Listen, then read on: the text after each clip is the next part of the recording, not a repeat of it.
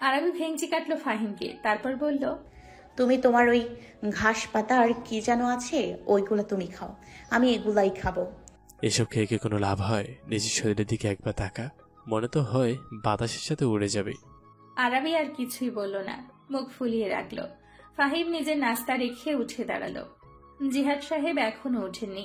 তার শরীরটা গতকাল রাতে একটু খারাপ হয়ে গিয়েছিল, তাই তিনি এখনো ঘুমোচ্ছেন।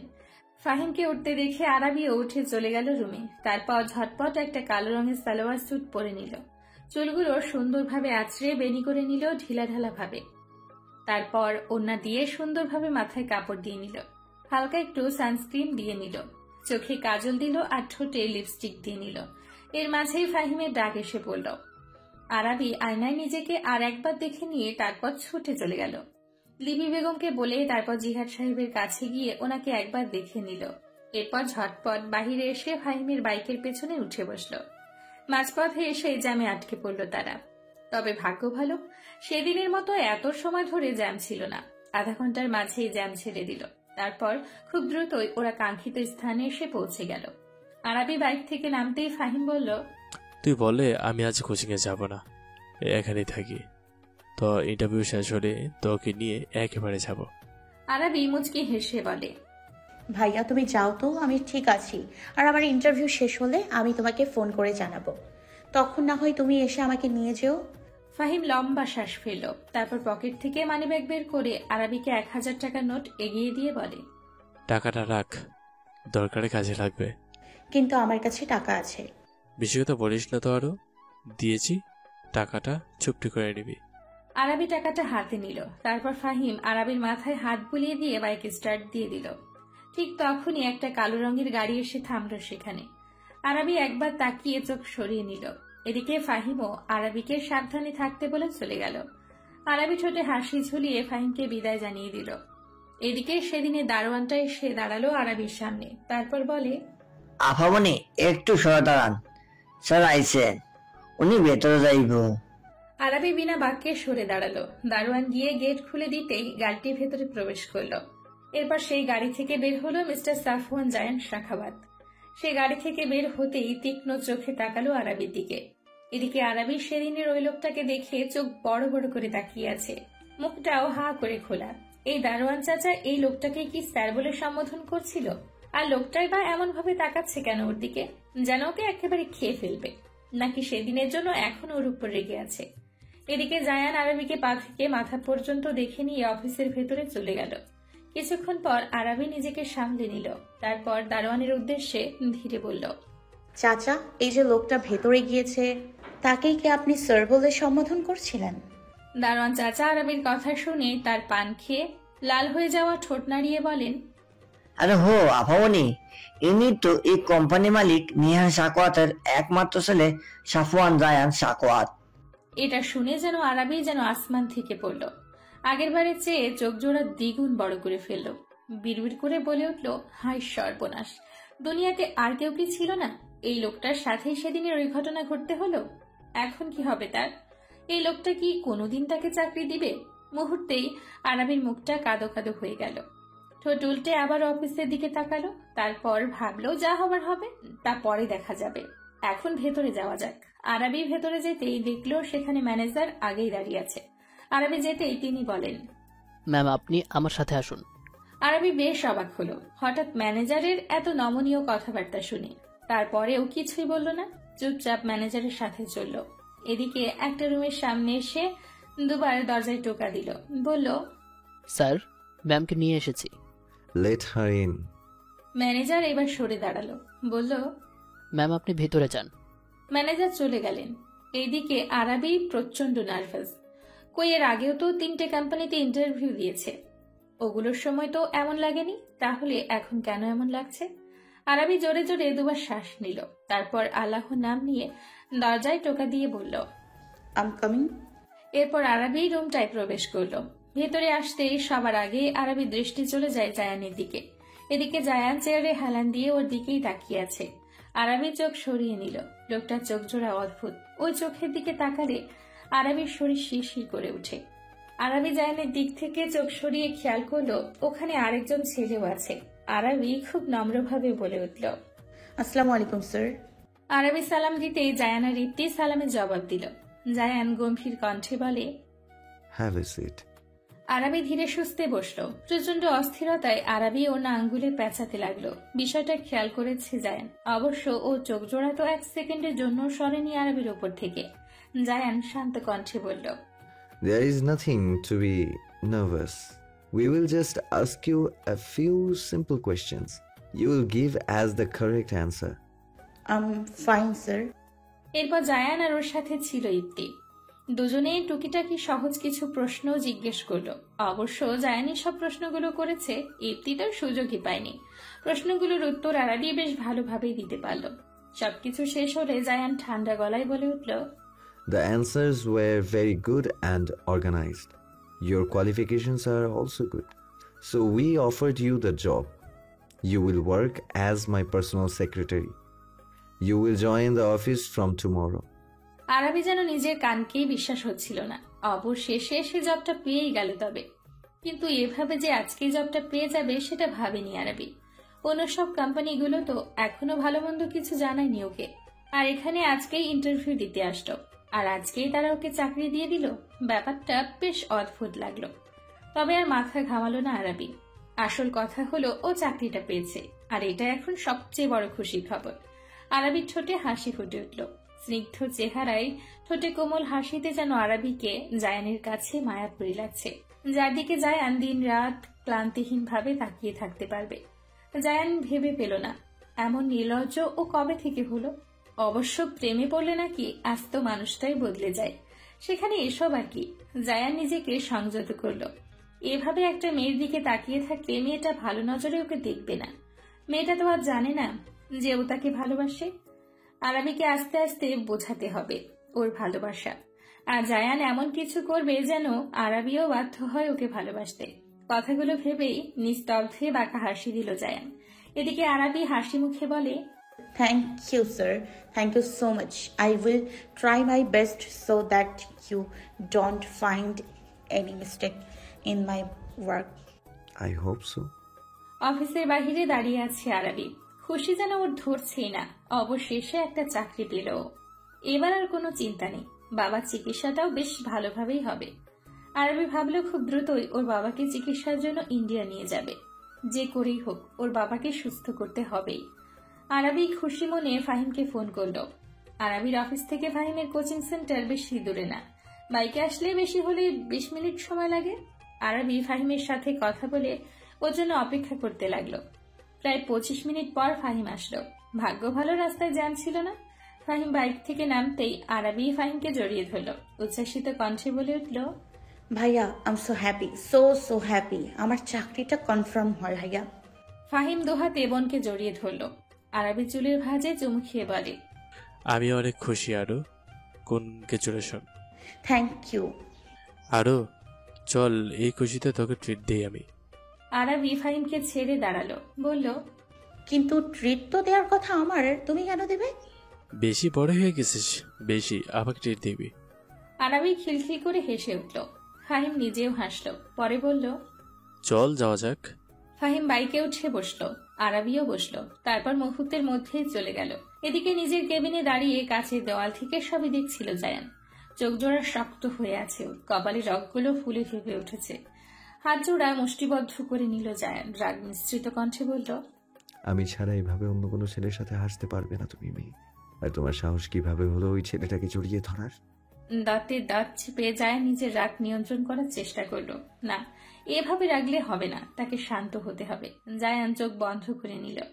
আরবির হাস্যজ্জ্বল স্নিগ্ধ মুখশ্রী ভেসে উঠল। পরপর জায়ান চোখ খুলে শান্ত স্বরে বলে, আমি এত ওভার থিঙ্কিং মাইন্ডের কবে থেকে হলাম? ছেলেটা তো ওর ভাইও হতে পারে, তাই না? নূর যেভাবে আমাকে আরিফতিকে জড়িয়ে ধরে, আর আবিও তাই করছে। ঠিক ইট ইজি জায়ান। জায়ান জোরে জোরে শ্বাস নিয়ে নিজেকে শান্ত করলো। পরপর গম্ভীর স্বরে বিড়বিড় করলো, ভালোবাসার বাতায়নে তোমারই মুখটি ভাসে, তখন আমি পাগল হই এক স্বপ্ন অভিলাষে। কবে তোমাকে নিজের করে পাবো কাটু গোলাপ? তুমি কি বুঝবে আমার ভালোবাসা? সকাল থেকে চিন্তিত আরবি। গতকালকের ঘটনাটা এখনো ওকে ভাবাচ্ছে। গতকাল রাতে ঘুম আসছিল না আরবির। জেগেছিল অনেক রাত অবধি। রাতে অঝোর ধারায় বৃষ্টি নেমেছিল। বারান্দায় বসে বৃষ্টিবিলাস করছিল আরাবি। বৃষ্টি দেখায় এত ধ্যানমগ্ন ছিল আরাবি যে কখন মধ্যরাত হয়ে গিয়েছিল টেরই পায়নি। ধ্যানভগ্ন হয়েছিল মোবাইল ফোনের আওয়াজে। মেসেজ এসছে, তাও আননোন নাম্বার থেকে। আরাবি মেসেজটা ওপেন করতেই ও চোখের সামনে ভেসে উঠল শব্দগুলো। এত রাত অবধি জেগে আছেন কেন? It bad for your health. Go to bed now and have a nice beauty sleep. এমন একটা মেসেজ হঠাৎ ওকে কে দিবে, আর তাও আবার এত গভীর রাতে? আর মেসেজকারী জানলই বা কিভাবে যে ও জেগে আছে? ভেবে ভ্রু কুচকে আসে আরাবির। পাল্টা মেসেজ করলো, কে আপনি? সাথে সাথেই জবাব আসলো, আমি কে সেটা সময় এলেই জানতে পারবেন। আপাতত এটা শুনে রাখুন, এখন আমি যা বললাম তা সুন্দরভাবে মেনে চলুন। মেসেজটা আসার পর সাথে সাথে আরেকটা মেসেজ আসলো। সকালের ছেলেটা কে ছিল? আরাবি বিস্ময়ে হা হয়ে গেল। এই লোক কি তাকে ফলো করেছে নাকি প্রতি কদমে কদমে? কে এটা? আরাবি লিখলো, আনসার মাই কোয়েশ্চেন ফার্স্ট। মেসেজটা ধমকির মতো মনে হলো। আরাবির একবার মনে হলো প্রশ্নের জবাবটা দিবে না আর নাম্বারটা ব্লক করে দিবে। পরপর কি মনে করে যেন লিখেই ফেলল, সে আমার ভাই হয়। কেমন ভাই? আশ্চর্য সব প্রশ্ন। আমার আপন ভাই, আমার একমাত্র ভাই। আমি আপনার প্রশ্নের উত্তর দিয়েছি, এবার আপনি আমার প্রশ্নের জবাব দিন। আরাবির প্রশ্নের জবাবে এক বালতি পানি ঢেলে দিয়ে উত্তর এলো। ঘুমিয়ে পড়ুন। এরপর আরাবি 4-5টা মেসেজ পাঠিয়েছে, কে সে জানার জন্য। মেসেজগুলো আর দেখেনি মানুষটা। দুশ্চিন্তায় পড়ে যায় আরাবি। সারা রাত এসব ভেবে ভেবে ফজরের আজান দিয়ে দেয়। পরে নামাজ পড়ে একবারে ঘুমোয়। এরপরে একটু ঘুম আসে। আবার সকাল 7:30টাতেই অ্যালার্মের শব্দে ঘুম ভেঙে যায়, কারণ তাকে অফিসে যেতে হবে। আবার আজকেই প্রথম দিন, কিছুতেই লেট করা যাবে না। সকালে ঘুম থেকে উঠে সব কাজ করছে ঠিকই, কিন্তু চিন্তা ভাবনা কমছে না একটুও। আবার রাতে ঘুম না আসায় মাথা ব্যথা করছে। আজকে চশমাটা পরে বের হতে হবে। নাস্তা শেষ করে জিহাদ সাহেব আর লিপি বেগমকে বলে ফাহিম আর আরাবি নিজ নিজ গন্তব্যের উদ্দেশ্যে বেরিয়ে পড়ে। আরাবিকে ওর অফিসের সামনে নামিয়ে দিয়ে ফাহিম চলে যায় কোচিং সেন্টারে। এই তো আর 2 দিন পর থেকে সকালে কোচিংয়ে পড়াতে পারবে না ফাহিম, কারণ 2 দিন পরেই কলেজের টিচার হিসেবে জয়েন করবে ফাহিম। বড্ড খুশিও। আজ কারেন্ট টাইমে এসেছে ফাহিম, তাই এসেই ক্লাসরুমে চলে গেল। এদিকে ফাহিমকে আর চোখে একবার দেখে নিল নূর। ওর মনটা ভীষণ খারাপ। 2 দিন বাদ থেকে নাকি ফাহিম আর সকালে পড়াতে পারবে না। কলেজের টিচারের চাকরি পেয়েছে, এখন নূর কি করবে তাহলে? লোকটাকে এক পলক না দেখলে যে ভালোই লাগে না। তাহলে এরপর থেকে কিভাবে থাকবে নূর? পরপর কি যেন ভেবে যাচ্ছিল, হাসল নূর। আজ বাদে কাল তো কোনো একদিন তো আসবে যেদিন নূর অন্য কারো হয়ে যাবে। তখন তো বছরের পর বছর যাবে, ফাহিমকে আর দেখতে পারবে না নূর। তাহলে সেটা এখন থেকে অভ্যেস করে নেওয়াই ভালো না? নিজের মনকে যত তাড়াতাড়ি শক্ত করতে পারবে ততই ওর নিজের জন্যই ভালো। কিন্তু মনটা যে বেহায়া, কিছুতেই মানে না। যতবার ভাবে সে এই জন্মে আর ফাহিমকে পাবে না, ততবার মনে হয় মনটা বিষাক্ত ছুরির আঘাতে ক্ষত বিক্ষত হয়ে যায়। নিঃশ্বাস আটকে আসে। মনে হয় এই বুঝিও মরে গেল। কিভাবে থাকবে নূর? কিভাবে সহ্য করবে ফাহিমকে না পাওয়ার যন্ত্রণা? ঠিক কিভাবে? প্রথম দিন অফিসে সে কি করবে ভেবে পাচ্ছে না আরাবি। ফাহিম বলেছে ওর বন্ধু নয়নের কাজিন এই অফিসে কাজ করে, সে নাকি আসবে ওর কাছে। কিন্তু কোথায় সে? আধা ঘন্টা যাবত একজন স্টাফের দেখিয়ে দেওয়া ডেস্কে সে বসে রয়েছে আরাবি। আরো কতক্ষণ যে বসে থাকতে হবে কে জানে। তবে বেশিক্ষণ আর অপেক্ষা করতে হলো না। আরাবির ডেস্কের সামনে এসে দাঁড়ালো আলিফা। এসেই মিষ্টি করে হেসে বলল, তুমি কি আরাবি? আরাবি দাঁড়িয়ে গেল, বলল, হ্যাঁ, আমি আরাবি। কিন্তু আপনি আমার নাম জানলেন কিভাবে? আমি নয়ন ভাইয়ের কাজিন আলিফা। ভাইয়া আমাকে তোমার কথা বলেছিল, তোমার পিকচারও পাঠিয়েছিল, তাই তোমাকে এক দেখাতেই চিনে ফেললাম। আরাবি স্বস্তির নিঃশ্বাস ফেলল। যাক, তবে একটা কাছের মানুষ পেল। তবে হোক আজকেই প্রথম দেখা, তবুও তো একটু একটু চিনে তাদের। আরাবি বলল, আপু আমাকে ঠিক কি কাজ করতে হবে একটু বুঝিয়ে দেবে? আসলে আমার কোনো এক্সপেরিয়েন্স নেই এসব বিষয়ে। আলিফা হেসে বলে, তুমি চিন্তা করো না, আমি তো এই জন্যই তোমার কাছে এসেছি। একটু থেমে আলিফা ফের বলে, তুমি এখানে জায়ান স্যারের টিএ হিসেবে নিয়োগ হয়েছে। তোমার কাজ হলো স্যারের বিভিন্ন প্রশাসনিক কাজে সাহায্য করা, যেমন ফাইলিং সিস্টেম গুছিয়ে রাখা, স্যারের হয়ে ফোন কল রিসিভ করা ও প্রয়োজন অ্যাপয়েন্টমেন্টের ব্যবস্থা করা। স্যারের গুরুত্বপূর্ণ কাজ ও অ্যাপয়েন্টমেন্টের কথা মনে করিয়ে দেয়া, স্যারের হয়ে বিভিন্ন প্রতিষ্ঠান ও মানুষের সাথে আনুষ্ঠানিক যোগাযোগ রাখা, মিটিংয়ের সময় নোট নেয়া এবং তাকে তা মনে করিয়ে দেয়া, যার কারণে তোমার সাথে সাথেই থাকতে হবে বেশিরভাগ। আরাবি চওড়া হাসি দিল। ওয়াও আপু, তুমি তো খুব ভালোভাবেই চাকরির সম্পর্কে জানো। খুব ধন্যবাদ তোমাকে আপু। আমি জানবো না এই ব্যাপারে? আমিও তো এখানের একজনের পিএ, এই অফিসের মালিকের ভাইপো ইমতিয়াজ ইফতি শাখাওয়াত, যার কারণে আমার অফিস লাইফটা যন্ত্রণাময় হয়ে গিয়েছে। শেষের কথাটা বিড়বিড় করে বলল আলিফা। এর মাঝেই ডাক আসলো আরাবির জন্য। জায়ান তাকে ডেকেছে। এর মাঝে আরাবির হাতে গোটা একটা ফাইল ধরিয়ে দেওয়া হলো। এই ফাইলের মাঝে জায়ানের আজকের শিডিউল আছে। আরাবি ঢোক গেল, তার বুকটা থুকথুক করছে। প্রথম দিন কোনো কিছু যদি ভুল হয়ে যায়। আলিফা আরাবির মনের অবস্থা বুঝতে পারছে, তাই আরাবির কাঁধে হাত রেখে আশ্বাস দিয়ে বলে, চিন্তা করো না, সব ঠিক থাকবে। জায়ান স্যার একটু গম্ভীর আর রাগী, তবে তুমি একটু সাবধানে কাজ করলেই হবে। আলিফার কথায় ভয় কমবে কি? ভয় আরো বেড়ে গেল। যত দোয়াদরদ পারে পড়ে নিল মেয়েটা। তারপর জায়ানের অফিস রুমের সামনে সে নক করে নিল। তারপর ধীরে বলল, may I come in sir? Yeah, you come in.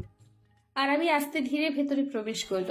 লোকটা ল্যাপটপের দিকে এক ধ্যানে তাকিয়ে আছে। হাতের আঙ্গুলগুলো বেশ দক্ষতার সাথে কিবোর্ডে চালাচ্ছে সে।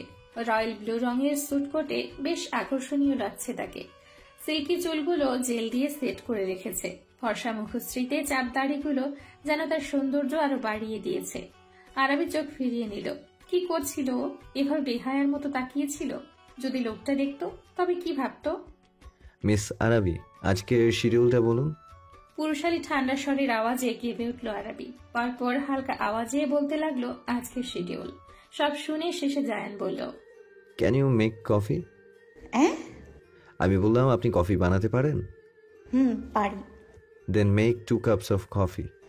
2 কাপ কেন স্যার? আরাবির প্রশ্নে জায়ানের ল্যাপটপে চালানো আঙ্গুলগুলো থেমে গেল। তারপর অদ্ভুতভাবে তাকালো আরাবির দিকে, বলল, আমি এখানে একা নই, আপনিও আছেন। এখন আমার কফি খাওয়া দেখে যদি আপনার লোভ লাগে, আপনি যদি নজর লাগিয়ে দেন, তখন তো আমার পেট ব্যথা করবে, আর আমি সেরকম কোনো রিস্ক নিতে চাই না। জায়ানের এমন একটা কথা শুনে আরাবি ঠিক কি রিয়াকশন দিবে ভুলে গেল। মানে এমন দামড়া একটা ছেলে যে এমন বাচ্চাদের মতো অদ্ভুত সব চিন্তা ভাবনা মাথায় রাখে, এটা ভেবেই অবাক আরাবি। এদিকে আরাবিকে একই জায়গায় দাঁড়িয়ে থাকতে দেখে জায়ান শীতল দৃষ্টি নিক্ষেপ করলো আরাবির দিকে। তৎক্ষণাৎ ঘাবড়ে গেল। আজকেই প্রথম দিন, আর সে চায় না প্রথম দিন এই বসকে নারাজ করতে। তাই আরাবি কফি বানানোর জন্য চলে গেল। আশেপাশে ভালোভাবে তাকালো। হ্যাঁ, এই তো দেখা যাচ্ছে কফি বানানোর সব সরঞ্জাম। আরাবি দ্রুত সেখানে গিয়ে কফি বানাতে লাগলো। কফি বানানোর শেষে আরাবি জায়ানকে একবার দেখে নিল। না, লোকটা কাজ করছে। এই সুযোগে আরাবি নিজের জন্য বানানো কফিটা এক চুমুক খেয়ে চেক করে নিল। না, ঠিক আছে সবকিছু। আরাবি এইবার মগ দুটো নিয়ে জায়ানের কাছে আসলো। হালকা আওয়াজে বলে, স্যার আপনার কফি। জায়ান না তাকিয়েই বলে, টেবিলে রাখুন। আরাবি কফিটা রাখতেই জায়ান এইবার দূরে একটা ফাইল রাখার একটা আলমারি আছে, সেখানে ইশারা করে বলল, ওই জায়গাটায় লাল রঙের একটা ফাইল আছে, ওটা নিয়ে আসুন। আরাবি মাথা দোলালো। তারপর হাতের কফিটা জায়ানের জন্য বানানো কফির পাশে রেখে চলল ফাইলটা আনতে। জায়ান এই সুযোগে নিজের কাজটা সেরে নিল। আরাবির কাপের জায়গায় ওর কাপটা রেখে দিল। তারপর আরাবির কাপের কফিটা নিয়ে নিল। বিনা বাক্যে এক চুমুক কফিটা খেয়ে নিল, ঠিক সেখানটায় যেখানে আরাবি চুমুক দিয়েছিল। ওখানে আরাবির ঠোঁটে লিপ গ্লসের ছাপ বোঝা যাচ্ছিল। কফিটা খেয়ে তৃপ্তির হাসি দিল জায়ান। আরাবির দিকে নেশাময় চোখে তাকিয়ে বিড়বিড় করল, ঠিক কবে যে এই কাপে লাগানো তোমার ঠোঁটের ছোঁয়া না নিয়ে ডিরেক্ট তোমার ওই কোমল অথর জোড়ার ছোঁয়া নিতে পারবো আরাবি। আমাকে যে চুম্বকের মতো টানে ওই ঠোঁট জোড়া, ইচ্ছে করে তোমাকে চেপে ধরে চুমু খেয়ে ফেলি, but I am helpless. I have to control myself for you my লাভ।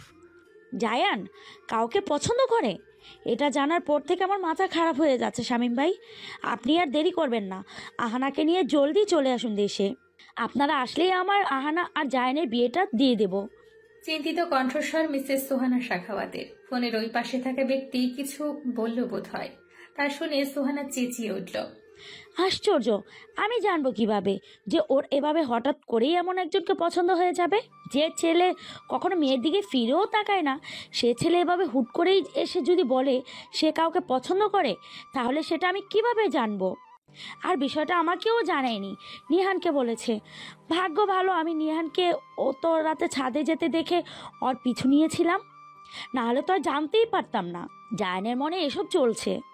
একটু থেমে ফের বড্ড অস্থিরতার সাথে বলে, আমার বড় চিন্তা হচ্ছে নিহান এমন একটা মানুষ যে তার সন্তানের মতামতের ওপরে আর কিছুই শুনবে না।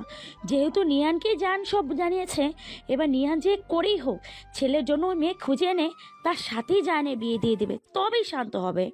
ওপাশের ব্যক্তিটাও যেন এই কথা শুনে চিন্তায় পড়ে গেলেন।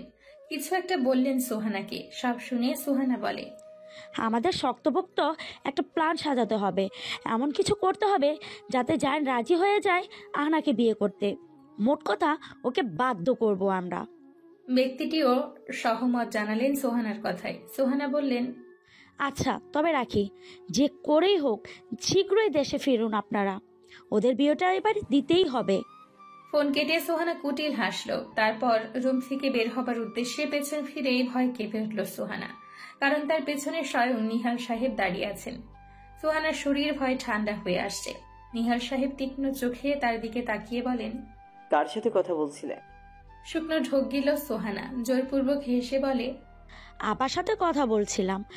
নিহাল সাহেব তাচ্ছিল্য হাসলেন। সোহানা যে মিথ্যে বলছে তা তিনি স্পষ্ট বুঝতে পারছেন। তিনি বলেন, ও তার সাথে বুঝি প্ল্যান করছিলে কিভাবে আহানা আর জায়নের বিয়ে দিবে? কিন্তু আমি যতদূর জানি শায়দা তো এসবের ধারে কাছেও আসার মানুষ না। সোহানার শরীর ঘামছে। এভাবে যে ধরা পড়ে যাবে তিনি ভাবেননি। আর নিহানও যে আজ হঠাৎ করে দুপুরে বাড়ি চলে আসবে, এটা কি সে জানতো? যদি জানতো তবে তো রুমের দরজা আটকে তারপর কথা বলতো। কারণ বাড়িতে যারা আছে সবাই এখন নিচতলায়। সার্ভেন্টরা অকারণে দোতলায় আসে না, মিলে নিজের রুমে ঘুমোচ্ছে। সেটা তিনি দেখে এসছেন। তাই ভেবেছিলেন কি আর হবে এভাবে কথা বললে। কিন্তু এটাই যে তার কাল হয়ে দাঁড়াবে তা ভাবতেও পারেননি তিনি। এদিকে নিহান সাহেব এসে দাঁড়ালেন সোহানার সামনে। রাগে তার মাথা গরম হয়ে যাচ্ছে। নিহান সাহেব সোহানার দুগাল চেপে ধরলেন, দাঁতে দাঁত চেপে বললেন, আমার ছেলেমেয়ের ব্যাপারে তুমি নাক না গলালেই তোমার জন্য ভালো। ওদের জন্য কোনটা ভালো আর কোনটা খারাপ সেটা আমি ওদের বাবা দেখে নিব। আর বলছিলে না যে করেই হোক আমি আমার ছেলের পছন্দের মেয়েকে খুঁজে এনে সেই মেয়ের সাথেই আমার ছেলের বিয়ে দিব। তবে শুনে রাখো, একদম ঠিক বলেছো তুমি। আমার ছেলে যাকে পছন্দ করবে তার সাথেই ওর বিয়ে হবে। আর যদি এতে কেউ বাধা দিতে আসে তাহলে তাকে মেরে ফেলতেও দুবার ভাববো না আমি, কারণ আমার সন্তানদের খুশি আমার কাছে সবচেয়ে ঊর্ধ্বে। কথাগুলো বলে শেষ করে সোহানার গালগুলো ছেড়ে দিলেন। এক প্রকার ছুঁড়ে মারলেন তিনি সোহানাকে। সোহানা ব্যথায় দুগালে হাত রাখলেন। কান্নারত কণ্ঠে বললেন, আমি জায়নকে বলে দেব তুমি আমার গায়ে হাত তুলেছ, আমাকে মেরেছ। নিহান সাহেব হাসলেন। রাগী চোখে তাকিয়ে বলেন, এত কিছু না। তুমি যদি কোনো উল্টাপাল্টা কিছু করার পরিকল্পনা করো তাহলে এমন মারব যে সুন্দর চেহারা নিয়ে তুমি বড়াই করো না সেটা আর মানুষকে দেখাতে পারবে না। আর কি বললে? জায়ানকে তুমি বলে দিবে? বলো গিয়ে। দরকার পড়লে মাইক এনে দিই, পুরো দেশ ঢোলপি দিয়ে জানিয়ে দিও, দেখি কি কি করতে পারে আমায়। নিহান সাহেব সোহানাকে আর একবার শাসিয়ে তারপর চলে গেলেন। খাবার খেয়ে মাত্রই নিজের রুমে আসলো আরাবি। অফিসের প্রথম দিন বেশ ভালোই কেটেছে। ও ভেবেছিল লোকটা বুঝি খাটুনির ওপর রাখবে, কিন্তু না, এমনটা কিছুই হয়নি। ও যেটা বুঝতে পারেনি তা লোকটা নিজ দায়িত্বে তা বুঝিয়ে দিয়েছে। কিন্তু একটা বিষয় খুব অবাক করেছে আরাবিকে, আর তা হলো লোকটা অদ্ভুতভাবে তাকায় ওর দিকে। সেই চোখের দৃষ্টির প্রখরতা ওর ভেতর শুদ্ধ নাড়িয়ে দেয়। যখনই আরাবি একটু চেষ্টা করে লোকটার দিকে তাকাতে, তা কোনোভাবেই পারে না। ওই গভীর চোখজোড়া দৃষ্টি যেন ওকে গভীরভাবে নাড়িয়ে দেয়। শিরশির করে উঠে শরীর। আরাবি লম্বা শ্বাস ফেলল। তারপর পা বাড়ালো বারান্দায়। আজও ধীরে ধীরে বৃষ্টি হচ্ছে। বেশ ঠান্ডা ঠান্ডা পরিবেশ। আরাবির স্বাস্থ্যহীন শরীরটা ঠান্ডা বাতাসে মৃদু কেঁপে উঠল। অফিস থেকে ফিরে হালকা ফ্রেশ হয়ে খাবার খেয়ে নিয়েছিল আরাবি। তারপর সবার সাথে প্রথম দিন অফিসে কেমন কাটলো তা নিয়ে সবার সাথে কথা বলেছে। এরপর রুমে এসে গোসল করে নিয়েছিল। সদ্য গোসল নেওয়ায় মেয়েটাকে স্নিগ্ধ লাগছে। চোখে মুখে এখনো হালকা পানির বিন্দু জমে আছে।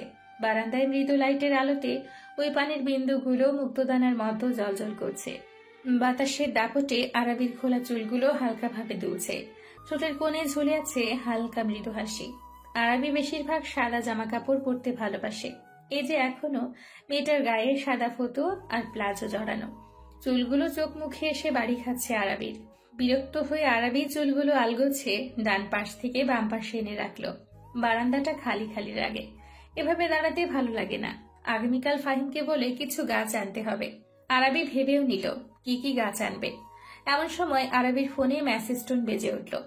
আরাবির ধ্যান ভাঙল, ফোনটা হাতে নিয়ে দেখে সেদিনের আননোন ফোন নাম্বার থেকে মেসেজ এসছে। আরাবি মেসেজটা ওপেন করলো। এই রাতের বেলা না ঘুমিয়ে বারান্দায় কি? আরাবি ভেবে পায় না এই মেসেজকারী ব্যক্তিটা কে। কে এই ব্যক্তি যে এভাবে ওকে মেসেজ করে? আরাবি আর মেসেজের রিপ্লাই করলো না।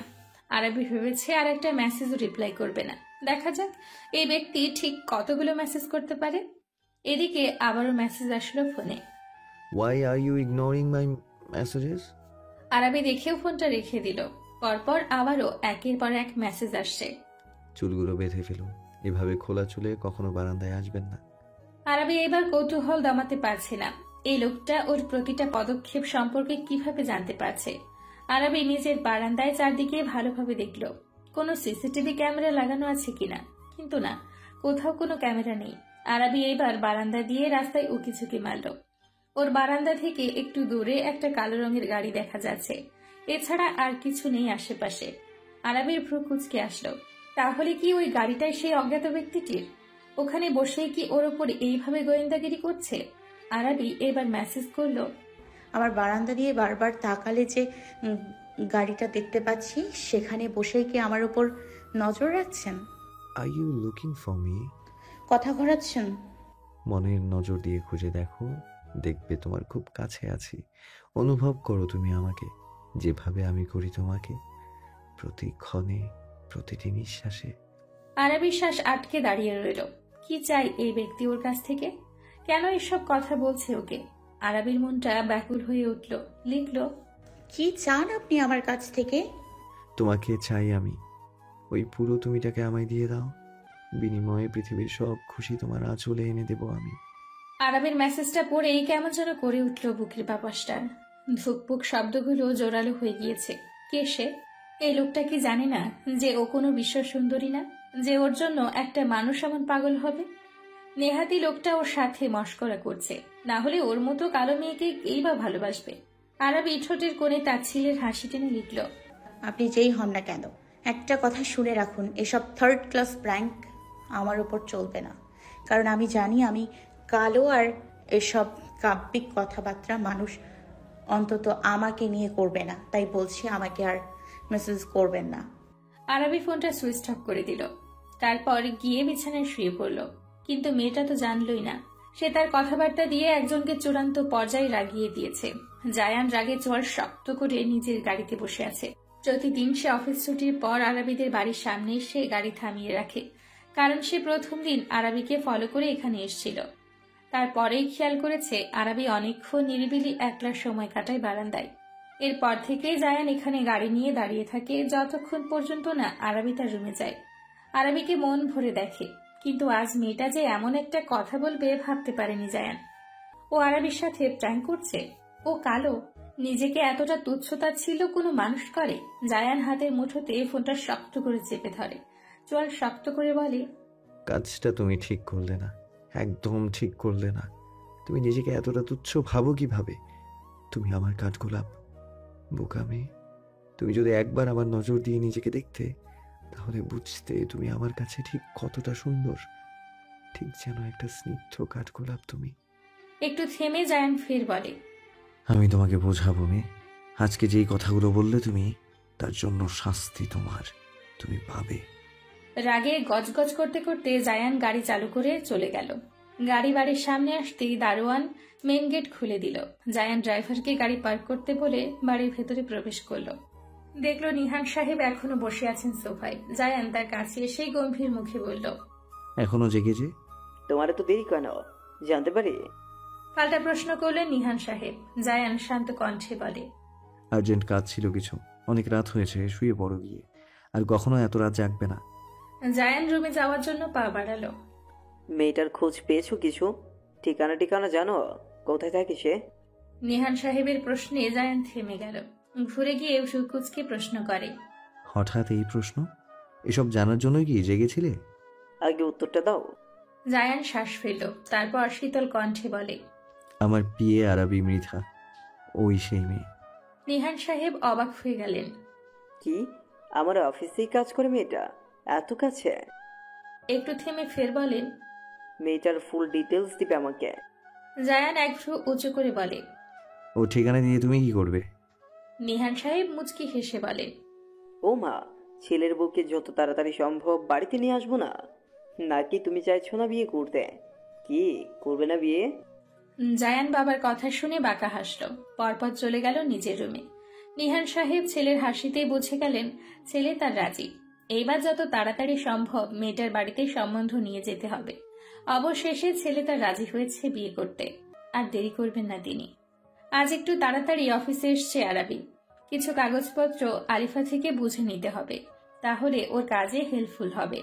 সেই কারণেই এত তাড়াতাড়ি আসা এখানে। কিন্তু এসে দেখে আলিফা এখনো আসেনি। আরাবি নিজের ডেস্কে গেল। আলিফা না আসা অব্দি কিছু কাজ করে এগিয়ে রাখা যাক, যেই ভাবার সেই কাজ। আরাবি কাজ করতে লাগলো। কাজ করায় এতটাই মগ্ন হয়ে গেল মেয়েটা যে আশেপাশে আর খেয়াল নেই। এদিকে জায়ান অফিসে এসে দেখে আরাবি মনোযোগ সহকারে কি যেন করছে। কি এমন করছে মেয়েটা যা এতটা মনোযোগ সহকারে করছে? জায়ান চায় আরাবি একমাত্র শুধু ওকে এতটা মনোযোগ দিক, আর কিছুতে না। সহ্য হয় না জায়ানের তা। জায়ান নিজের অফিস রুমে চলে গেল। তারপর আরাবির জন্য খবর পাঠালো একজনকে দিয়ে। আরাবিকে বলতে আরাবি ফাইলপত্র গুছিয়ে জায়ানের রুমের সামনে নক করলো। May I come in sir? Come in. Arabi ভেতরে প্রবেশ করলো, মাথা নিচু করে বলল, স্যার ডেকেছিলেন? কফি বানান আমার জন্য, আর হ্যাঁ, নিজের জন্যও বানাতে ভুলবেন না। আরাবি মৃদু হাসল। এখানে আসার পর থেকেই রোজ লোকটা ওর হাতের কফি খায়, সাথে ওকেও কফি অফার করে। আরাবি নিজেরও ভালো লাগে। এক কাপ কফি খেলে বেশ রিফ্রেশ মনে হয় নিজেকে। কফি বানাতে গিয়ে দেখে কফি পাউডার শেষ। এখন কি করবে? আরাবি জায়ানের কাছে গিয়ে দাঁড়ালো। লোকটা চেয়ারে হেলান দিয়ে চোখ বন্ধ করে আছে। শরীর কি খারাপ তার? ঘুমিয়ে পড়েছে কি লোকটা? ও যদি ডাকে তবে কি রাগ করবে? এদিকে জায়ান চোখ বন্ধ অবস্থাতেই বলে উঠল, কিছু বলবেন মিস আরাবি?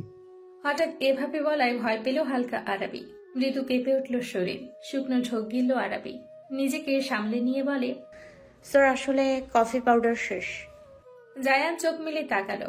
আরাবির সাথে সাথে চোখ নামিয়ে নিল। জায়ান আরাবিকে কিছু না বলে ল্যান্ডলাইনে ফোন করলো, কিন্তু ফোনটা কেউ ধরছে না। ইপ্তিকে এবার ফোন করলো। ইপ্তি ফোন ধরলে জায়ান বলল, কফি পাউডার নেই কেন আমার রুমে? এটা শেষ হলে যে ম্যানেজার সুলাইমানকে সাথে সাথে রিস্টক করতে বলে রেখেছি, সেটা কি সে জানে না? ফোন করছি তাও ধরছে না। এখন কি অফিসে এসে শান্তিমতো কাজটুকু করতে পারবো না আমি? ইপ্তি বুঝলেও জায়ান রেগে আছে, কিন্তু ওর ভাই তো এত ঠুনকো বিষয়ে রেগে যাওয়ার মানুষ না। কিন্তু এখন ইপ্তি বিষয়টা আর বেশি ঘাটালো না। শান্ত কণ্ঠে বলে, ভাইয়া রেগে যাচ্ছ কেন? আমি দেখছি ব্যাপারটা। দ্রুত। জায়ান ফোন রেখে দিল। ঠিক তার মিনিট 5 পর ইপ্তি আবারও ফোন করলো। জায়ান কল রিসিভ করলে সে বলে, ভাইয়া কফি পাউডার আছে, তবে সেটা নাকি ভুলবশত একজন স্টাফ অফিসের স্টোর রুমে রেখে দিয়েছে অন্যান্য জিনিসপত্রের সাথে। তোমার কফি পাউডার শেষ হওয়ার আগেই একটা এনে রাখবে ভেবেছিল, কিন্তু ম্যানেজার সেলাইমের মনে নেই। সকাল থেকে জায়ানের মাথা ব্যথা। গতকাল সারা রাত আরাবির ওই কথাগুলো নিয়েই ভেবেছে জায়ান, তাই তো ঘুম হয়নি ঠিকঠাক। আর এখন মেজাজ খিটখিটে হয়ে আছে ওর। জায়ান রাগী গলায় বলে, সে এখন কোথায় তাহলে? তাকে নাকি বড় বাবা কি কাজে বসুন্ধরার দিকে পাঠিয়েছে। আচ্ছা রাখি। জায়ান ফোন রেখে দিল।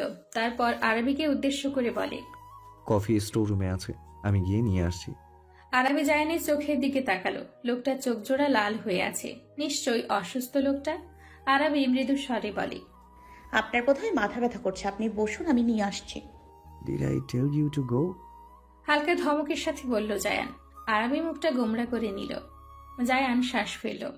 এই মেয়েটাকে ধমকেও শান্তি নেই। এই যে মুখ ফুলিয়ে আছে, মেয়েটাকে এখন ঠিক কতটা কিউট লাগছে বলে বোঝানো যাবে না। ইচ্ছে করছে মেয়েটার গালগুলো কামড়ে লাল করে ফেলতে। জায়ান বিড়বিড় করল, Control yourself, Zayan. You have to.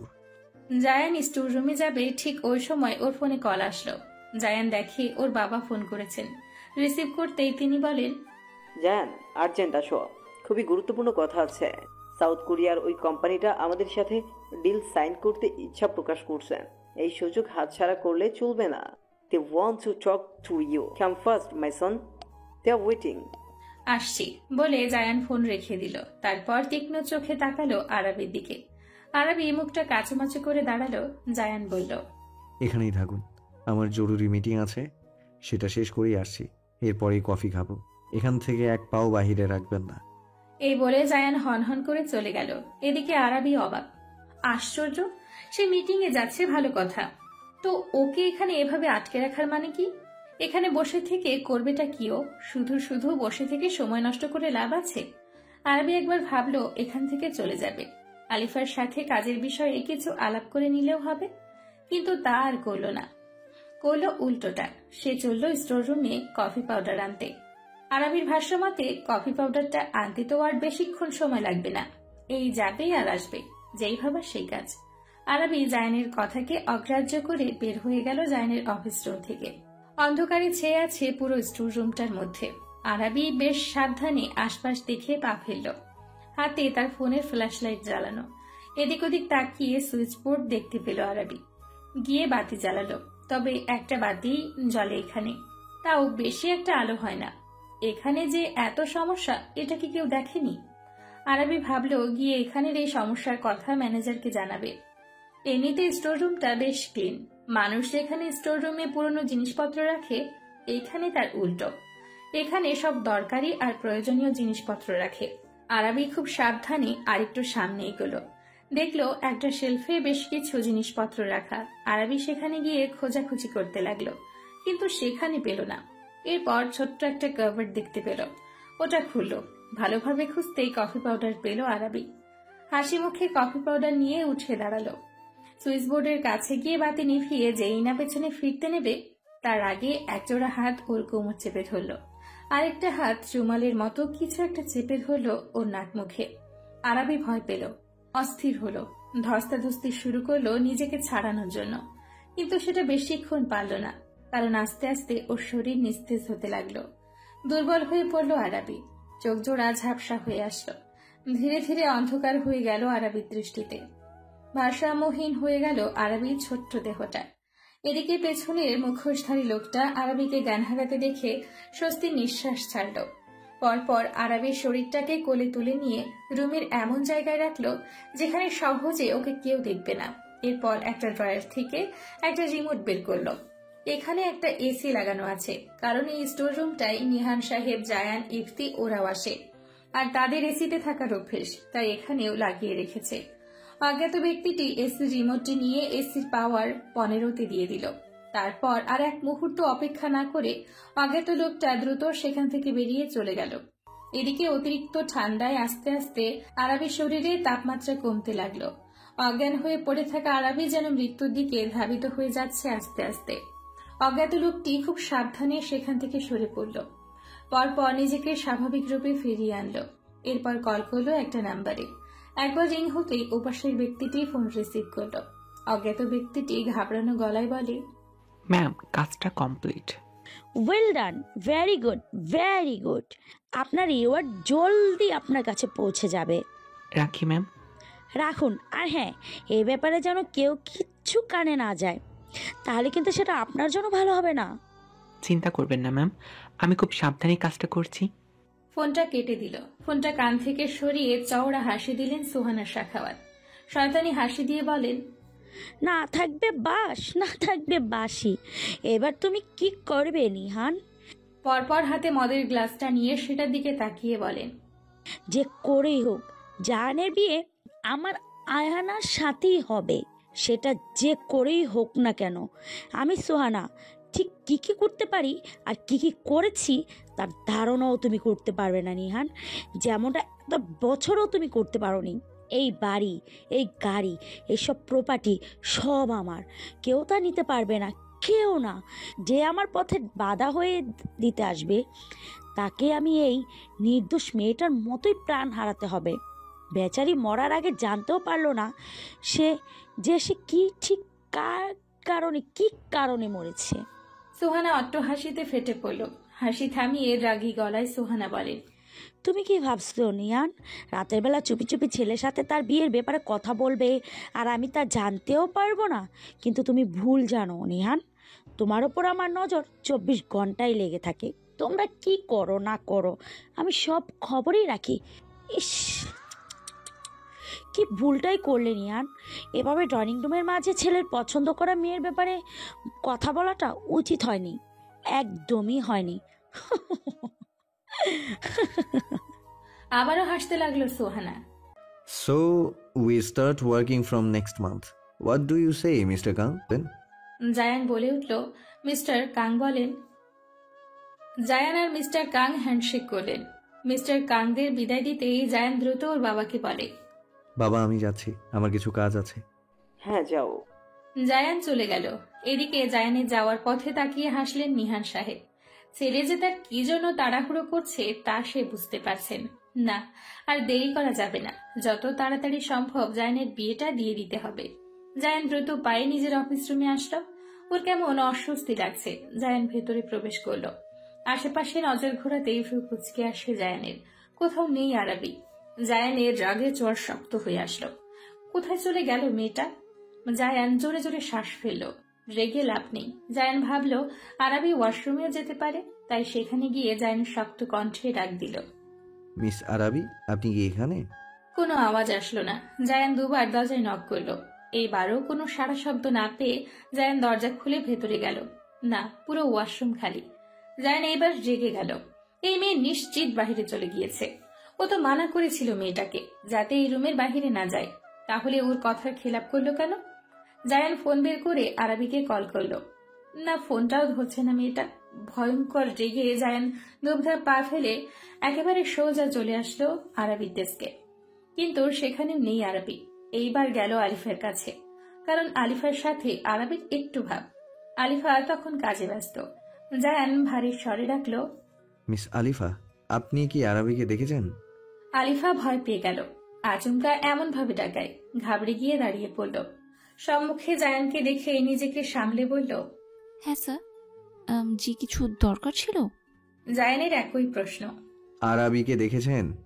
Alifa না বোধক মাথা নাড়িয়ে বলল, না স্যার, ও তো সেই যে আপনি ডেকেছিলেন এরপরই চলে গিয়েছে, এদিকে আর আসেনি। একটু থেমে আলিফা ফের বলল, কেন স্যার, কি হয়েছে? আরাবি কোথায় স্যার?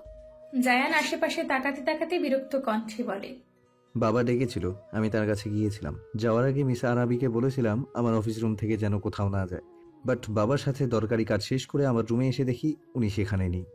আলিফা বলল, আমি ওকে কল করে দেখছি স্যার।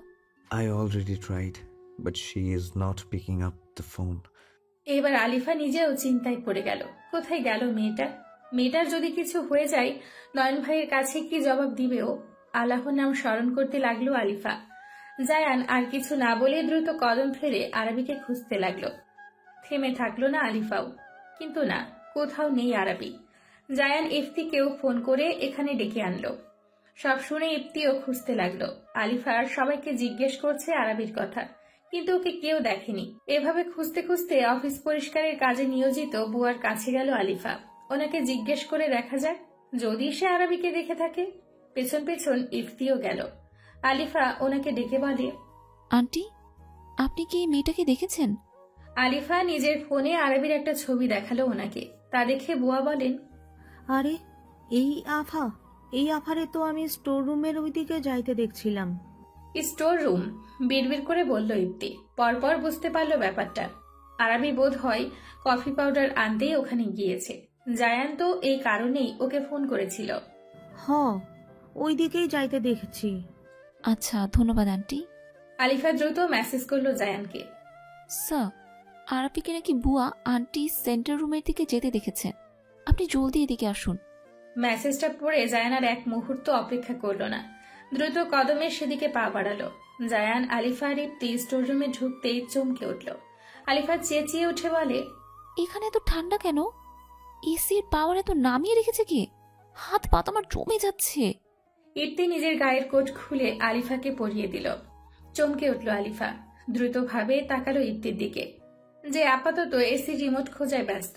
আলিফা গায়ের কোটটায় হাত রাখলো। পরপর দীর্ঘশ্বাস ফেলে নিজের কাজে মনোযোগ দিল। এদিকে ইফতি এসি রিমোট পেতেই তা দ্রুত বন্ধ করে দিল। এদিকে জায়ান অস্থির, কোথাও দেখতে পাচ্ছে না আরাবিকে। পুরো রুমটা তন্ন তন্ন করে খুঁজল। জায়ানের কণ্ঠস্বর কাঁপছে, কাঁপা গলাতেই ডেকে উঠল, আরাবি, আরাবি, জবাব দিন আরাবি। কিন্তু না, কোথাও নেই আরাবি। ইফতি বলল, ভাই এখানে বোধহয় মিস আরাবি নেই, চলো আমরা অন্য জায়গায় খুঁজি। এসো ভাই। জায়ান কি করবে ভেবে পাচ্ছে না। এখানে তো নেই মেয়েটা, কিন্তু ওর মনটা কেন বারবার বলছে যে আরাবি এখানেই আছে, ওর খুব কাছে। ও আরাবিকে অনুভব করতে পারছে, কিন্তু দেখতে পাচ্ছে না কেন মেয়েটাকে। ইফতি ফের ডাকলো জায়ানকে। জায়ান না চাইতেও পা বাড়ালো ইফতির সাথে যাওয়ার জন্য। জায়ান উল্টো দিকে পা বাড়ালো যাওয়ার জন্য, কিন্তু কিছু একটা দেখে হঠাৎ পা থামিয়ে ফেললো জায়ান। ওই তো কাবার্ডের পিছনে কিছু একটা দেখা যাচ্ছে। জায়ান ভ্রু কুঁচকালো, আস্তে আস্তে পা বাড়ালো সেদিকে। আরে ওটা তো আরবির ওড়নার অংশ। জায়ান বড় বড় পা ফেলে সেখানে গেল, কিন্তু গিয়ে যা দেখলো তার জন্য জায়ান মোটেও প্রস্তুত ছিলেন না। জায়ান এক চিৎকার দিয়ে উঠল, আরাবি! জায়ান আরবির পাশে বসে পড়ল। মেয়েটা জ্ঞান হারিয়ে পড়ে আছে সেখানে। জায়ান আরবির গালে হাত রাখল, সাথে সাথে চমকে উঠল জায়ান। অস্বাভাবিকভাবে আরবির গা ঠান্ডা হয়ে আছে। এবার ভালোভাবে আরবির মুখের দিকে তাকালো। আরবির মুখশ্রী ফ্যাকাশে হয়ে গিয়েছে। জায়ানের বুকটা ধক করে উঠল। আরবির এই অবস্থা দেখে জায়ানের মনে হচ্ছে কেউ হৃৎপিণ্ডটা ভারী পাথর দিয়ে থেতলে দিয়েছে। জায়ানের চোখ জোড়া লাল হয়ে গেল মুহূর্তে। জায়ান আর এক মুহূর্ত দেরি করল না, দ্রুত আরবিকে কোলে তুলে নিজের অফিস রুমের দিকে ছুটল। যেতে যেতে জায়ান বারবার বলতেই আছে, Arabi, are you listening to me? Arabi চোখ খুলেন, আরাবি। জায়ান নিজের অফিস রুমে নিয়ে আসলো। জায়ানের অফিস রুমে সোফা আছে, সেখানে আরাবিকে শুয়ে দিল। আরাবি নিঃশ্বাস নিচ্ছে খুব আস্তে আস্তে। পুরো শরীর ফ্যাকাশে সাদা হয়ে গিয়েছে, আর বরফের মতো ঠান্ডা পুরো শরীর। জায়ান যেন কিছুতেই নিজেকে সামলাতে পারছে না, ভেতরটা যেন ছিন্ন ভিন্ন হয়ে যাচ্ছে তার। প্রিয়তমার এই অবস্থা দেখে যন্ত্রণায় ভেতরটা ছটফট করছে। জায়ান আরাবির মাথার কাছে বসে ওর হাত পা ঘষতে লাগলো। আলিফাও সেটার দেখা দেখি আরাবির পায়ের তালুতে ঘষতে লাগলো। এদিকে জায়ান আরাবির বাম হাত ছেড়ে ডান হাত ধরতে যাবে, তখন দেখে আরাবির ডান হাতটা মুঠো করে রেখেছে। জায়ান একটু জোর খাটিয়ে আরাবির হাতের মুঠোটা খুলে ফেলল। অতঃপর আরাবির হাতের মুঠোতে কিছু একটা দেখে ভ্রু কুঁচকে আসে জায়ানের। পরপর সবার অগোচরে আরাবির হাত থেকে সেটা নিয়ে নিজের পকেটে রেখে দেয়। নিহান সাহেব খবরটা পেয়ে এখানে চলে এসছেন। অমন ফুলের মতো মেয়েটার এই অবস্থা দেখে তিনি যেন স্তব্ধ হয়ে গেলেন। পরপর তাকালেন ছেলের দিকে। জায়ানের লালচে মুখশ্রী আর শক্ত চোয়াল জোড়ার দিকে তাকাতেই বাবার মন যা বোঝার বুঝে ফেললেন। ইফতিকে ডেকে বললেন, ডক্টর মাহবুবকে ফোন করো ইফতি। আমি আগেই তাকে ইনফর্ম করে দিয়েছি বড় বাবা, তিনি আসছেন। কিছুতে আরবি দেহে তাপমাত্রা স্বাভাবিক হচ্ছে না। আলিফা কাঁদো কণ্ঠে বলে, ওর শরীরের তাপমাত্রা স্বাভাবিক হচ্ছে না, ওর দেহের তাপমাত্রা স্বাভাবিক করতে হবে যে করেই হোক। জায়ান আরবির দিকে এক ধ্যানে তাকিয়ে আছে। সেভাবে থেকেই ভারী কি আওয়াজে বলে ওঠে, ইফতি, আমাদের অফিসের পাশেই একটা শপিং মল আছে, দ্রুত ওখান থেকে কয়েকটা কম্বল আনার ব্যবস্থা করো, ওর গায়ে কিছু জড়িয়ে দিতে হবে। আরবির গায়ে আগে থেকে জায়ানের গায়ের কোট চড়ানো, কিন্তু এতে কি হবে? জায়ান আরবির হাতের দিকে তাকালো। জায়গায় লালচে রঙের দাগ হয়ে আছে আরবির হাতে। জায়ান আরবির গালে আলতোভাবে স্পর্শ করলো। শীতল কণ্ঠে বলে ওঠে, এই মেয়ে, চোখ খুলো, শুনতে পাচ্ছ আমার কথা? আরাবি! এই প্রথম জায়ান আরবিকে তুমি সম্বোধন করলো, কিন্তু আফসোস আরবি তা শুনতে পেল না। যদি শুনতে পেত ওই গম্ভীর্যপূর্ণ কণ্ঠে ওকে তুমি সম্বোধন করে ডাকা, তাহলে নিশ্চিত মেয়েটা ওই কণ্ঠের প্রেমে পড়ে যেত। নিহান সাহেব ছেলের এই অবস্থা সহ্য করতে পারছেন না। তার অমন শক্ত ব্যক্তিত্বের ছেলেকে এইভাবে ভেতরে ভেতরে কষ্ট পেতে দেখে তার নিজেরও যেন কলিজাটা ফেটে যাচ্ছে। নিহান সাহেব জায়ানের কাঁধে হাত রাখলেন। চোখের ইশারায় ছেলেকে শান্ত হওয়ার জন্য ইশারা করে বললেন, কিচ্ছু হবে না ওর, কিপ কাম মাই সন। জায়ান নিহান সাহেবের কথায় জোরে জোরে শ্বাস ফেলল। কিচ্ছু হবে না ওর কাঠগোলাপের। জায়ান বিড়বিড় করল, You will be fine. I'm always there for you. ভারী ভারী 3টে কম্বল দিয়ে মুড়িয়ে রাখা হয়েছে আরবিকে। পাশেই ডক্টর মাহবুব চেক আপ করছেন আরবির। আরবিকে ভালোভাবে চেক আপ করে নিয়ে তিনি বলে ওঠেন, আপনারা আমাকে যা বললেন আর আমি দেখে যা বুঝলাম তা হলো ওনার হাইপোথেরামিয়া হয়ে গিয়েছে। জায়ান শক্তভাবে হাত জোড়া মুঠো করে নিল কথাটা শুনেই। বাকিরাও চমকে উঠেছে। ডক্টর মাহবুব ফের বলেন, সাধারণত মানুষ স্বাভাবিক তাপমাত্রা থেকে ৩৫ ডিগ্রি সেলসিয়াসের বাইরে ২৩ থেকে ৩৯ ডিগ্রি সেলসিয়াসের তাপমাত্রা পর্যন্ত শরীর সহ্য করতে পারে। একে বলে হিউম্যান বডি টেম্পারেচার টলারেন্স।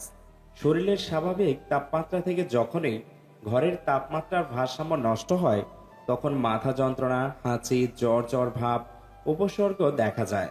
ঘরের তাপমাত্রা যখন ১৮, ২০, ২১ ডিগ্রিতে আনা হয় তখন আমাদের শরীরের বিভিন্ন অঙ্গ প্রত্যঙ্গের চলা রক্ত প্রবাহ দ্রুতভাবে বেড়ে যায়। ডাক্তারি ভাষায় একে বলা হয় হাইপোথেরামিয়া। তাছাড়া এসির মধ্যে বেশি সময় ধরে থাকলে শরীর থেকে টক্সিন বাইরে বের হয় না। তাতে শরীরের তাপমাত্রা ও জলের ভারসাম্য নষ্ট হয়। এছাড়া ত্বকে অ্যালার্জি, চুলকানি, প্রচুর মাথা ব্যথা, উচ্চ রক্তচাপের মতো রোগেও প্রকোপেও পড়তে হয়। শ্বাসকষ্টও হয় অনেক। এই যে ভালোভাবে খেয়াল করুন, উনি শ্বাস নিতে পারছেন না ঠিকভাবে। তারপর এই যে ওনার হাতে লাল লাল অংশগুলো দেখছেন, এইগুলো অ্যালার্জি। ওনার যখন জ্ঞান ফিরবে তখন কিন্তু ওনার অনেক মাথা ব্যথা হবে। সব শুনে জায়ান শক্ত কণ্ঠে বলে, What can we do now, doctor? Doctor Mahbub বলেন, আমি একটা ইঞ্জেকশন পুশ করে দিয়েছি। এইবার আস্তে আস্তে ওনার শ্বাস প্রশ্বাস স্বাভাবিক হয়ে যাবে। সেই সাথে ওনার শরীরের তাপমাত্রাও স্বাভাবিক হয়ে যাবে। আর কিছু মেডিসিন আমি প্রেসক্রাইব করে দিচ্ছি। ওনার ঘন্টাখানিক পরেই জ্ঞান ফিরবে। তখন গরম স্যুপ জাতীয় কিছু খাইয়ে তারপর মেডিসিন খাইয়ে দিবেন। আশা করি এতেই উনি সুস্থ হয়ে যাবেন। আর হ্যাঁ, কমপক্ষে ওনাকে ৩ দিন বেড রেস্টে থাকতে বলবেন। প্রচুর দুর্বল ওনার শরীর। ডক্টর মাহবুব প্রেসক্রিপশন লিখে দিয়ে উঠে দাঁড়ালেন। ইপ্তি বলল, আমি ওনাকে এগিয়ে দিয়ে আসি আর মেডিসিন নিয়ে আসি। তারা চলে গেল। জায়ান শটান হয়ে দাঁড়িয়ে সেভাবে থেকেই শীতল কণ্ঠে বলে ওঠে, বাবা আর মিস আলিফা আপনার কাজে যান, আমি আরাবির কাছে আছি। জ্ঞান ফিরলে আপনাদের জানিয়ে দেব। নিহান সাহেব মাথা দুলালেন। তিনি বুঝলেন ছেলে তার আরাবির সাথে কিছু সময় একা থাকতে চাইছে। আলিফাও চলে এলো সেখান থেকে। তবে ওর কেমন যেন অদ্ভুত লাগছে ব্যাপারটা। আরাবির প্রতি জায়ানের এত দুশ্চিন্তা, এত অস্থির হওয়া, এটা স্বাভাবিক কোনো বিষয় না। সামান্য একটা এমপ্লয়ের জন্য বসের এতটা কনসার্ন হওয়া সে কোনোদিন দেখেনি। মনে মনে কিছু একটা সন্দেহ করেছে আলিফা, কিন্তু ওর যেন বিশ্বাসই হচ্ছে না ব্যাপারটা। আমার গম্ভীর রক্তটা একটা মানুষ কিভাবে। আলিফা এসব ভাবনায় এতটাই ব্যস্ত ছিল যে ওর পাশে ডেস্কগুলো আছে সেগুলোর একটার সাথে জোরে বাড়ি খায় মেয়েটা। আর্তনাদ করে উঠে আলিফা। কাল সামলাতে না পেরে পড়ে যেতে নাই, কিন্তু তার আগেই একজোড়া হাত ওর কোমর চেপে ধরে নিজের সাথে মিশিয়ে নেয়। চোখ কি কপালে নিয়ে হাঁটো? আর একটু হলেই তো মাথাটা ফাটতো, স্টুপিড একটা। আচমকা ধমকে কেঁপে উঠে আলিফা। দ্রুত চোখ মেলে তাকিয়ে দেখে ওর সম্মুখে ইপ্তি দাঁড়ানো। ইপ্তি মেডিসিন কিনে নিয়ে এদিকেই আসছিল। আলিফাকে পড়ে যেতে দেখে দ্রুত ধরে ফেলে। এদিকে আলিফা চোখে অশ্রু টলমল করছে। বেশ ভালোই ব্যথা পেয়েছে। ইপ্তি ওই চোখের দিকে তাকিয়ে আর বেশি কিছু বলল না আলিফাকে। আশেপাশে তাকালো ইপ্তি। এখন লাঞ্চ টাইম। এই টাইমে সবাই ক্যান্টিনে গিয়েছে খেতে। ইপ্তি ঝট করে আলিফাকে কোলে তুলে ফেলে। ভয় পেয়ে যায় আলিফা। ঘাবড়ানো কণ্ঠে বলে, কি করছেন স্যার? নামান আমাকে, আমি ঠিক আছি। ইপ্তি রাগী চোখে তাকালো আলিফার দিকে। দত্তের দাঁত চিপে বলল, আমি কি জিজ্ঞেস করেছি তুমি ঠিক আছো কিনা? আর একটা কথা বললে এক্ষুনি ছুঁড়ে মারবো একদম। একটু আগে যেটা হওয়া থেকে বাঁচিয়েছি, এখন আমি নিজেই সেটা করে দেখাবো। আলিফা ভয় পেয়ে গেল। পরপর মুখটা ফুলিয়ে ফেলল। এভাবে বলল কেন লোকটা? সে তো ভালোর জন্যই বলেছিল। এভাবে যদি ওদের কেউ দেখে ফেলে তাহলে পুরো অফিসে এটা নিয়ে কানাঘুষা হবে। ইপ্তি আলিফাকে নিয়ে নিজের অফিস রুমে চলে আসলো। আলিফাকে চেয়ারে বসিয়ে তারপর ফার্স্ট এইড বক্স এনে আলিফার ব্যথা স্থানে মলম লাগিয়ে দিল। আলিফা এক ধ্যানে ইপ্তিকে দেখছে। আস্তে আস্তে ওর সেই দৃষ্টিতে মুগ্ধতায় সে ভর করল। মলম লাগানো শেষে ইপ্তি উঠে দাঁড়ালো। আলিফাকে এভাবে নিজের দিকে তাকিয়ে থাকতে দেখে হাসলো ইপ্তি। পরপর নিজের মুখটা ঝুঁকিয়ে আলিফার বরাবর আনলো। আচমকা এমন করায় আলিফা চমকে উঠল। ইপ্তি দুষ্টু হেসে ভ্রু নাচিয়ে বলে, কি এভাবে তাকিয়েছিলে কেন? মনে হচ্ছিল চোখ দিয়ে গিলে খাবে আমায়। এটা কিন্তু মোটেও ঠিক না মিস আলিফা। আমি খুব ইনোসেন্ট একটা ছেলে। আলিফা হাঁ হয়ে গেল ইপ্তির কথায়। রাগে ওর নাকের পাটা ফুলে ফেপে উঠতে লাগলো। ইপ্তি ও নাকে আচমকা টোকা দিয়ে বলল, এভাবে নাক ফোলাবে না, বোচা নাক আরো বোচা হয়ে যাবে। এরপর সোজা হয়ে দাঁড়ালো ইপ্তি। বলল, এখানেই থাকো, আমি ভাইকে মেডিসিনটা দিয়ে আসি। ইপ্তি চলে গেল। এদিকে আলিফা কিছু সময় নিশ্চুপ হয়ে বসে রইল। পরপর নিজে নাকে হাত দিয়ে হেসে ফেলল আলিফা। অদ্ভুত একটা অনুভূতি হচ্ছে ওর মনের মাঝে। আড়াল থেকে ইপ্তি এই দৃশ্য দেখল। ওর ঠোঁটের কোণেও মৃদু হাসির রেখা দেখা দিল। সরে এলো ইপ্তি। এই তো, এইভাবেই একটু একটু করে মেয়েটার মনের মাঝে জায়গা করে নিবে সে। ইপ্তি মেডিসিন দিয়ে গেছে। মেডিসিনটা জায়গা মতো রেখে জায়ান আবারও আরাবির কাছে আসলো। তারপর আরাবির গায়ের ওপর থেকে কম্বলগুলো সরিয়ে ফেলল। তারপর খুব সাবধানে আরাবিকে সোফার সাথে হেলান দিয়ে বসালো। তারপর নিজের সোফায় বসে আরাবিকে খুব যত্নে নিজের বক্ষস্থলে এনে জড়িয়ে নিল। এরপর কম্বলগুলো মেলে দিল মেয়েটার শরীর জুড়ে। আরাবিকে বুকে নিতেই যেন ভেতরে যন্ত্রণাটা কমে গেল এক নিমিষেই। ভালো লাগায় ভালোবাসায় ভরে গেল হৃদয়। এত শান্তি কেন লাগছে? এখন তো মনে হচ্ছে বড্ড ভুল করে ফেলেছে মেয়েটাকে বুকে নিয়ে। এখন তো ওর বড্ড লোভ বেড়ে গেল মেয়েটাকে এখন প্রতিনিয়ত বুকের মাঝে আঁকড়ে ধরার জন্য। শক্ত করে ঠিক বুকের মধ্যিখানটায় লুকিয়ে রাখতে ইচ্ছে করবে। এক মুহূর্তের জন্য কাজ ছাড়া করতে মন চাইবেই না। উফ, পাগল হয়ে যাচ্ছে এই মেয়েটার প্রেমে পড়ে। জায়ান আরাবির চুলের ভাঁজে পরম ভালোবাসায় ওষ্ঠ ছুঁয়ে দিল। আরাবির চুল থেকে অদ্ভুত সুন্দর একটা ঘ্রাণ আসছে। জায়ান গভীর নিঃশ্বাস টেনে নিল। ক্রমশ মাতাল হচ্ছে জায়ান এই ঘ্রাণে।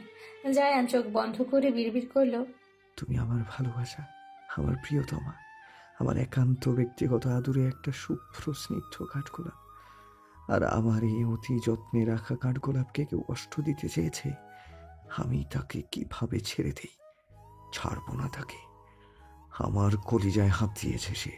আমার হৃদয়ে অতি যত্নে রাখা মেয়েটার গায়ে আমি একটা সামান্য আঁচড় সহ্য করতে পারি না। সেখানেও আমার কাঠগোলাপকে এতটা কষ্ট দিয়েছে। এর শাস্তি তো ওকে পেতে হবে। ভয়ঙ্কর শাস্তি পাবে সে। ওর বুকের পাঠায় কত সাহস, সেটা আমি জায়ান সাখওয়াত নিজের হাতে ওর বুক চিরে তারপর দেখব। আমার কাঠগোলাপ যতটা কষ্ট যন্ত্রণায় ছটফট করছে, তার থেকেও দ্বিগুণ কষ্ট পেতে হবে ওকে। জায়ানের চোখগুলো লাল হয়ে আছে ক্রোধে। কপালে দুপাশে রগগুলো নীল হয়ে ফুলে ফেপে উঠেছে। আর ঠোঁটের কোণে ক্রূর হাসি ওর। ভয়ঙ্কর লাগছে জায়ানকে এখন দেখতে। ওকে এই অবস্থায় যদি আরাবি দেখত, নিশ্চিত মেয়েটা ভয় পেয়ে আরো অসুস্থ হয়ে যেত। ভাগ্যিস ও অজ্ঞান হয়ে আছে।